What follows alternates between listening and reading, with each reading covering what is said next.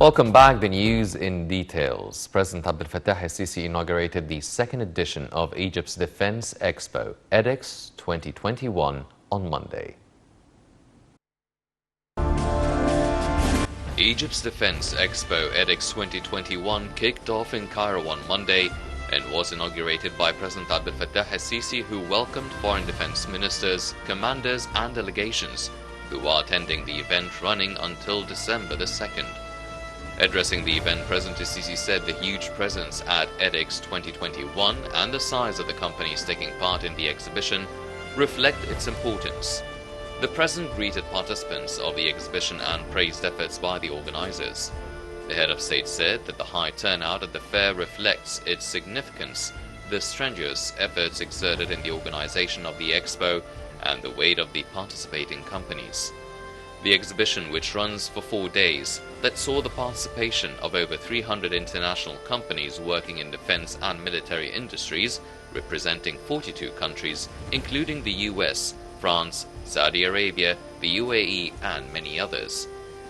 The head of state inspected the pavilions of the exhibition, which comprises 21 international pavilions, showcasing the state-of-the-art technologies, equipment, and systems. Following the inauguration, the President watched a documentary produced by the Armed Forces on Egypt's second EDEX under the rubric Egypt's Strength and Peace. Minister of Defense General Mohammed Zaki, speaking at the inauguration of the exhibition, said holding EDEX 2021 proves Egypt's ability to organize such important events at the highest levels of security and stability. He said the expo has created a sophisticated military gathering to present innovations, trade expertise, and promote military development and production relations among countries, noting that the defense and armament systems are pillars of preserving security and safety of the country.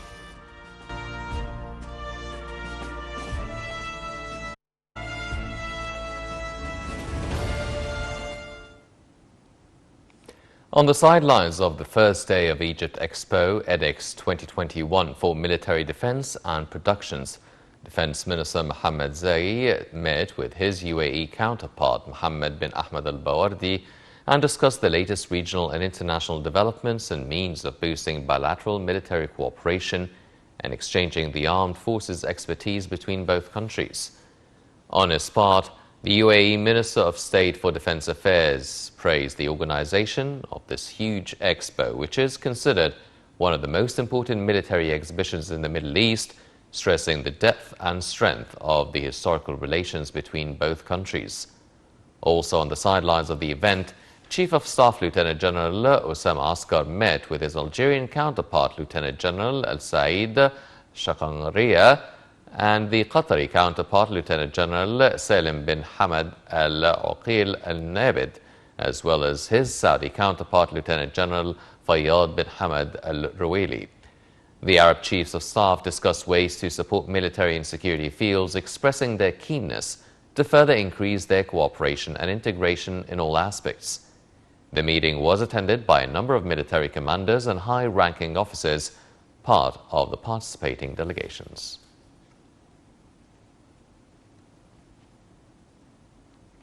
Meanwhile, President Abdel Fattah el-Sisi participated on Monday in the China-Africa Cooperation Forum via video conference with the participation of the Chinese president and a number of African leaders. The forum discussed means of boosting partnership between China and the African countries and fostering coordination and consultation over facing current economic challenges amid coronavirus outbreak. President el-Sisi stressed on the significance of the forum in enhancing joint cooperation and solidarity to achieve interests and benefits of all sides and to confront the negative repercussions of the pandemic over economic growth rates. The President also asserted the importance of pushing forward joint trade and investment ties to overcome these economic impacts through reducing accumulated debts and supporting small and medium enterprises.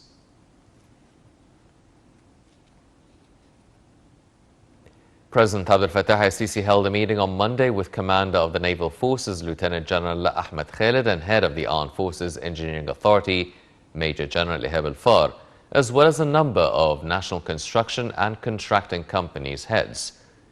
The meeting followed up ongoing projects of coastal shores protection on the Mediterranean, implemented from Abu Qir area till the northwestern coast, with the cooperation of experts from world universities and firms. In this regard, President Sisi directed to integrate efforts of upgrading the North Coast shores and Alexandria City within the state's comprehensive strategy to connect the west-north coast with the Red Sea, including a Sukhna access and the Al Alamein city. The President also pointed out to the importance of the contracting companies' studies to localize the production requirements industry relating to their constructive activities, a matter which he said would help in providing foreign currency and job opportunities.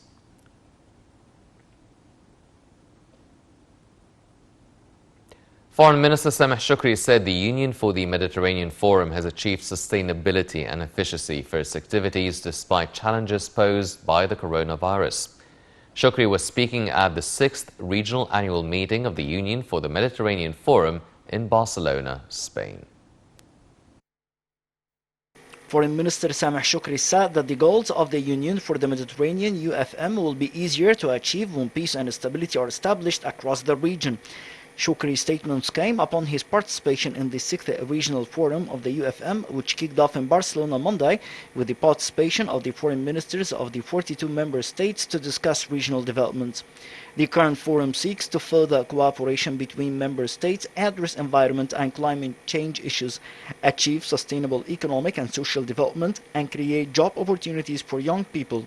The foreign minister said that the UFM's goals go in line with Egypt's national strategy Egypt Vision 2030, which focuses on the attainment of sustainable development goals. Shukri highlighted the outcomes of the second ministerial conference of the UFM on the environment and climate action, hosted by Cairo in October, including the achievement of regional cooperation in terms of climate change issues and providing the needed financial support to developing countries to address the effects of climate change. He also expressed Egypt's keenness to coordinate with all partners to ensure the success of the UN Climate Change Conference 2022 COP27, which is slated for November 2022 in Sharm el-Sheikh. Egypt's top diplomat emphasized the necessity of encouraging investments and creating jobs in the southern Mediterranean region, which he said enjoyed massive natural and human resources. Shukri also called for the swift revival of negotiations to reach a final settlement to the Palestinian issue based on a two-state solution along the 1967 borders with East Jerusalem as the Palestinian capital. The Barcelona Forum, Shukri pointed out, coincides with the 30th anniversary of the Madrid Peace Conference, which sought to end the Arab-Israeli conflict and reach enduring, just and durable peace in the Middle East. The foreign minister also called for halting all unilateral measures, most notably the Israeli settlement activities in the Palestinian territories. Prior to the Union for the Mediterranean meeting, Foreign Minister Shukri probed joint cooperation with Luxembourg Foreign Minister. The top diplomat also met with his Spanish counterpart and discussed boosting bilateral relations, notably in renewable energy, combating climate change, transportation, health and tourism. The two ministers also tackled increasing investments as well as regional issues of mutual interest.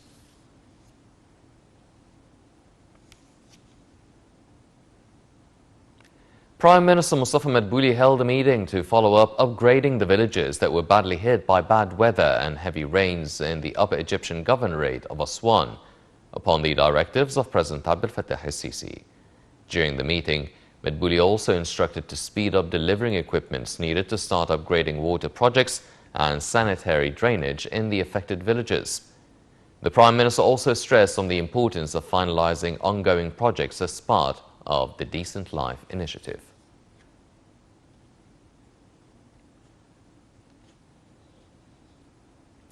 In another development, Prime Minister Mustafa Madbouli met with the Undersecretary General and Executive Director of the United Nations Entity for Gender Equality and Women Empowerment, Sima Bahous. At the meeting, the Prime Minister hailed cooperation with the UN agency concerning women empowerment at different levels, describing it as distinguished. Madbouli also pointed to the unprecedented support given by President Abdel Fattah el-Sisi to the Egyptian women as reflected in constitutional amendments to increase women representation in parliament and appointing women in top positions in both executive, administrative, and judicial authorities. Led by Prime Minister Mustafa Madbouli, the medical group of ministers concerned with coronavirus management approved providing vaccination to young people between 12 to 15 years old with the Pfizer vaccine. Meanwhile, Acting Health Minister Khaled Abdel Ghaffar said the new COVID-19 variant, Omicron, has not been reported in Egypt so far. He emphasized that a close follow-up of contagious and dangerous strains is undergoing in order to help prevent any virus outbreaks.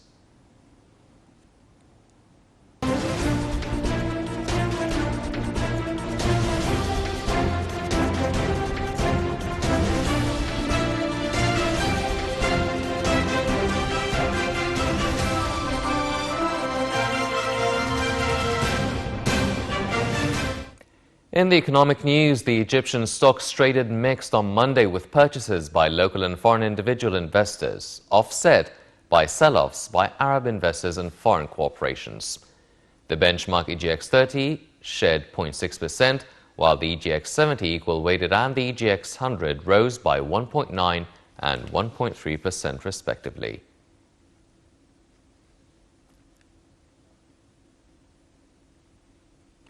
Under the title, The Future of Digital Transformation and Economic Growth in MENA Countries, a conference was held in Cairo for one day that tackled the future of real estate investment between Egypt, the Middle East, and African countries. Minna Dessouky was there and filed in this report.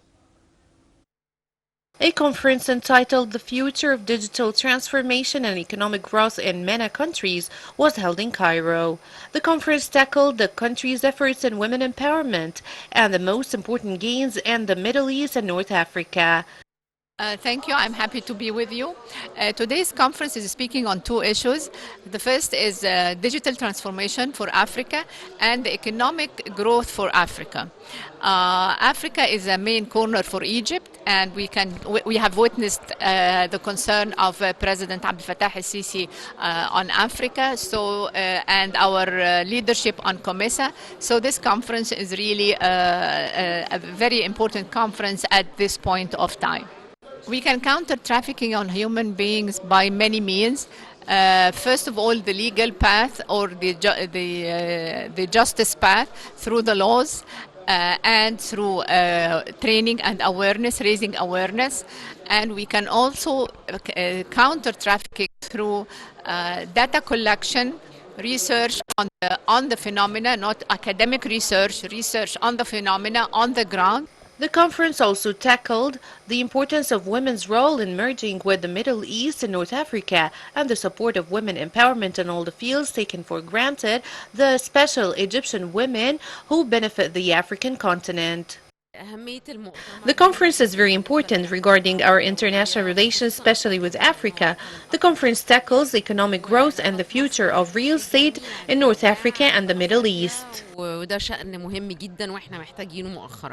The conference discussed great roles in the field of business, investment, public, social, and voluntary work to support the small and medium enterprises.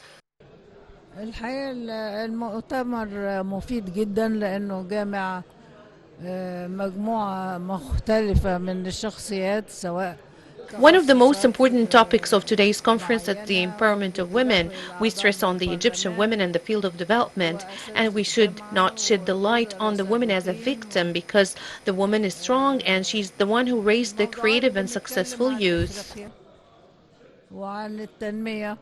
The conference purpose is to strengthen the Egyptian relation with MENA and to increase the trade and industry exchange in the framework of His Excellency's President Abdel Fattah el-Sisi's support to the investment plans to achieve the Sustainable Development 2030. The conference tackles digital transformation, empowerment of women, the fruitful gains of MENA, Middle East, and North Africa, and it counters trafficking in human beings. Minna Dessouky, TV International.